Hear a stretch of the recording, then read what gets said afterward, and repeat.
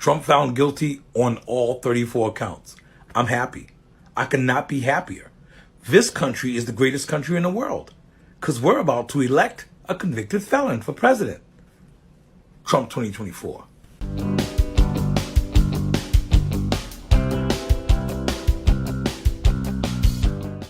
Welcome to my channel, Outspoken Samantha. If you are new here, welcome. I appreciate you clicking on the video to watch it, and since you're here, I would love it if you would also hit that subscribe button and help me to grow this channel. And to those of you that are returning, welcome back. I truly do appreciate your continued support on my channel, and I would love it if you would make sure that you are subscribed as well. So yes, we heard the verdict that we had all been waiting for over the last few months of this ridiculous trial playing out in Manhattan under the guise of fairness, law, and order.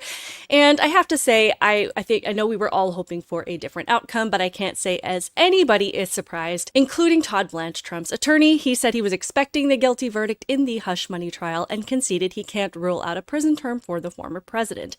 This is a verdict we were expecting. We're going to appeal, and we're going to win on appeal, he told the Today Show Friday. Shock and surprise at what happened? Not really. We didn't think we'd get a fair shake in Manhattan, and we didn't. Trump was found guilty on all 34 counts by a Manhattan jury for forging business records to hide $130,000 paid by his former fixer, lawyer Michael Cohen, to porn star Stormy Daniels to keep her quiet about their alleged affair ahead of the 2016 election. Asked whether he thought Trump would be sentenced to prison, Blanche was unable to rule it out. I don't know what DA Alvin Bragg is going to do in the run-up to the sentencing in July, he said. I would hope not. Under the guidelines and the rules of the court of what would normally happen, President Trump would not face a day in prison, he said. Putting aside the fact that he was president of the U.S., the conduct we're talking about is 7 to 9 years old. He's a husband, a grandfather. He should not go to prison. I don't know what the district attorney is going to do. I find it interesting that Attorney Blanche is saying that under the rules and guidelines of the court, what would normally happen is that Trump would not face a day in prison, but under the guidelines and the rules of the court in general, none of this would have ended up in court in the first place. So ultimately, we just need to be prepared for the unexpected and the unprecedented, because pretty much that is the standard when it comes to going after Trump. I also think it goes without saying that any Democrat that looks at the way that conservatives are reacting to this thinks that the only reason that we believe Trump is innocent is because it's political, because he's our guy, that we support him. So that's the only thing, because that's the way they think. Everything is political. Everything is based on what side of the political aisle that you're on. Nothing is ever based on what is right or wrong or true or what can be proven.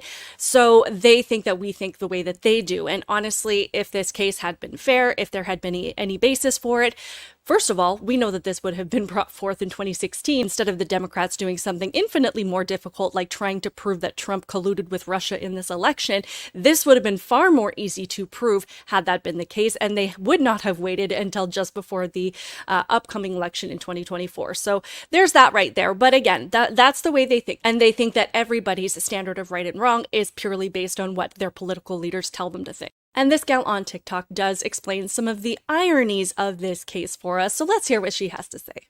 It's amazing that a man of 77 years who's been in the public eye for most of his life can make it through multiple business transactions, like multi-billion-dollar transactions, build half of New York, and never be convicted of a felony. Yet he goes against the Democrats, and all of a sudden, they hate him. They used to love him. They worshipped him. They had them on their shows. They had him in their movies, in their music. But then in 1 year, he's charged with 91 felonies. Like, are you too stupid to see through this? And I think we all know the answer is yes. If you cannot see through this at this point, then I don't know what to tell you. I'm not going to argue with you. I can't help you see anything other than what you want to be told from the media. So good luck with that. But when we warn you about these types of justice systems existing in other countries like China and North Korea, this is what we're talking about. When they can dig up something from your past, inflate the charges, eliminate the statute of limitations, and then tell the jury, all of whom happen to believe with them politically, that it doesn't matter if they're unanimous on their decision, it doesn't matter if they all agree on the thing that you are guilty of, just as long as they agree that you are guilty of something, and then they can charge you with a felony and throw you in jail. That is the type of justice system that we should not want to live under, and honestly, it's what our Constitution protects us from. But that is what happened in this case, and if you think that just because a judge and a jury was involved in it, that means it's automatically legit, then again, I just don't know what to tell you. But now, just to kind of lighten the load a little bit, just to kind of lighten the weight of what it is that we just experienced, I just want to go through some of the more unhinged reactions to this verdict, just to show you what it looks like when people don't understand the severity of what just happened, don't understand the destruction of the justice system if this is allowed to stand, and what it means for all of us. Like, let's just put that aside for a second and just kind of have some fun looking at these unhinged reactions to people who just clearly don't understand what's going on. Guilty on all counts. Donald Trump is a convicted felon. 34 felonies. And I get to see Pearl Jam tonight. This is the best day ever. I just have to say that if this is the best day ever for you, that bar is set really, really low. And I just have to show you guys the comments on the side if I can move my screen. All of the clown emojis just... Don't forget he's still going to be your president this time next year. Happy, happy. But have fun at Pearl Jam. So now it's convicted felon Trump. It's about time. Lifetime of criming. Lifetime of criming. And he finally is found guilty. Not just liable, but guilty. I doubt if it changes how his cult feels, but justice is sweet. This is a beautiful thing. And yes, justice is sweet when criming is on the line.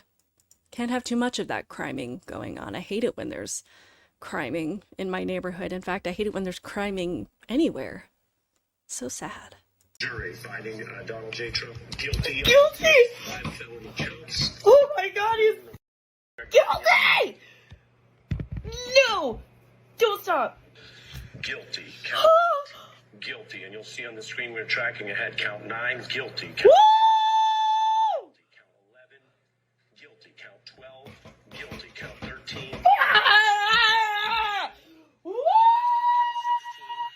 Guilty. Count I'm gonna bet all of her neighbors are like, the crazy liberal lady is screaming again, because that's pretty much their call to the wild, is they're screaming and yelling. That's all they really know how to do. It's really telling to me to see these kind of reactions to somebody being found guilty of a crime, because that's never a joyous occasion. I mean, yes, I've told you guys plenty of times in the past that I watch a lot of true crime.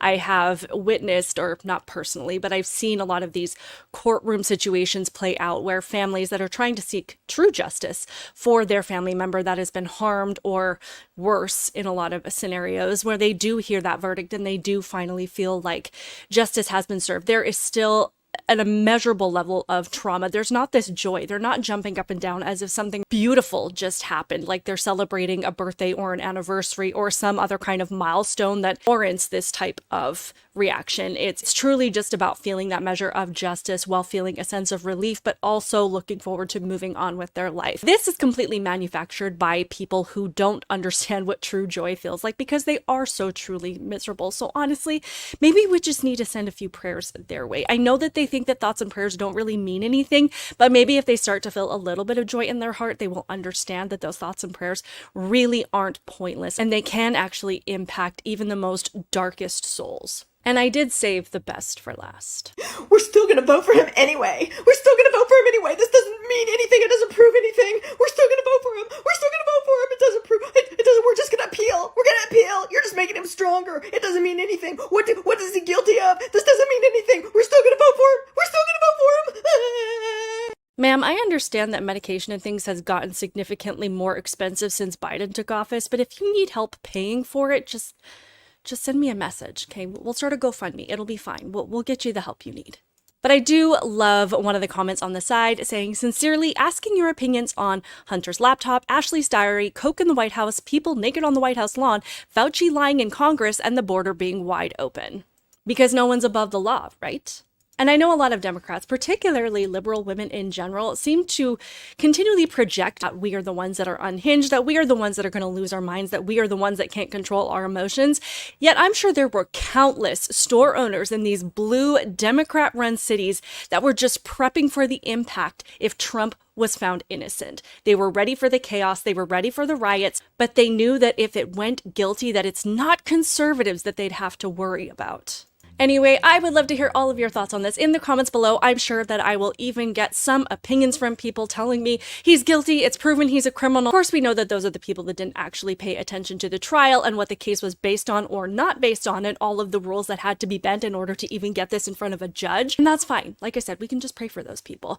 But honestly, what we can see is that this is uniting people from all political affiliations, because it's not so much about continued Trump support, but it's actually about wanting to preserve actual justice and keep our justice system from turning into one that is based on politics. And guess what, Democrats? You don't even want that kind of justice system. Mind you, these are the same people that were encouraging BLM and Antifa to burn the entire system down because they believed our entire justice system was corrupt and biased. Hey, if they're not flip-flopping on their positions on a daily basis, what are they really doing with their time? Leave your thoughts, make sure you hit that like button, make sure that you are subscribed, share this video with anybody that you think might find it amusing and lift that weight off their shoulders as well. Keep it real, guys, and I will see you in the next one. Bye.